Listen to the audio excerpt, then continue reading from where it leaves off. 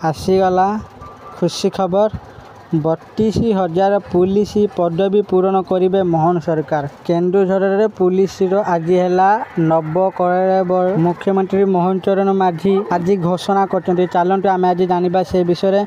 तेणु वीडियो को आरंभ करने पूर्व आपण मानक अनुरोध आम चैनल को सब्सक्राइब करूँ आउ ये वीडियो को फटाफट लाइक करूँ। चलतु डेरी नक वीडियो को आरंभ करवा। मुख्यमंत्री मोहन चरण माझी सोमवार केन्दुझर टाउन रे नव निर्मित थाना गृह एवं रिजर्व पुलिस कार्यालय उद्घाटन कर आयोजित कार्यक्रम में मुख्यमंत्री कहते जे 3,34,14,000 टंका व्यय निर्मित थाना और 2,76,68,000 टंका व्यय निर्मित रिजर्व पुलिस कार्यालय अधिकारी और कर्मचारी माने साधारण जनता को उत्सर्गीकृत सेवा प्रदान करेंगे।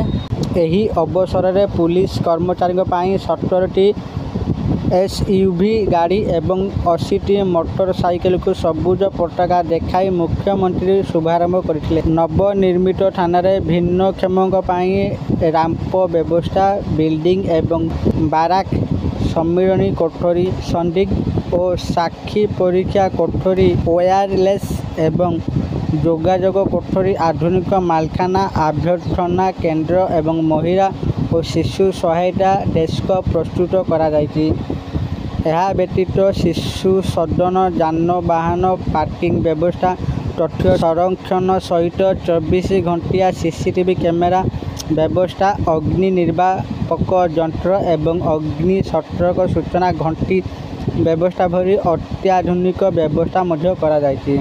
यही अवसर में मुख्यमंत्री भुवनेश्वर विगत दिन घटी अपराधर आउ जेपरी पुनरावृत्ति न हुए सेठी प्रति सजग रहिबापई उपस्थित पुलिस अधिकारी मानकु निर्देश देवा सहित थाना को आसुथिबा साधारण लोक मानकु भल व्यवहार करने अधिकारी और कर्मचारी मानकु कड़ा चेतावनी देइथिले एवं थाना को अभियोग नहीं आसुथिबा लोकों पाखरु तुरंत एतला ग्रहण न कले दृढ़ कार्यानुष्ठान नियाजिबो बोली कहिथिले।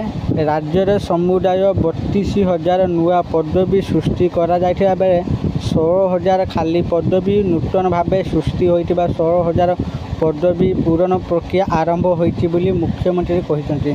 आशा करछि आपण मानकु एई भिडियोटी भल लागिछ। जदि आपण मानकु एई भिडियोटी भल लागुछि दया करी भिडियो को लाइक शेयर और कमेंट करंतु। आ एमितिका भिडियो देखिबा पई चाहूला हम चैनल को एबे ही सब्सक्राइब करंतु।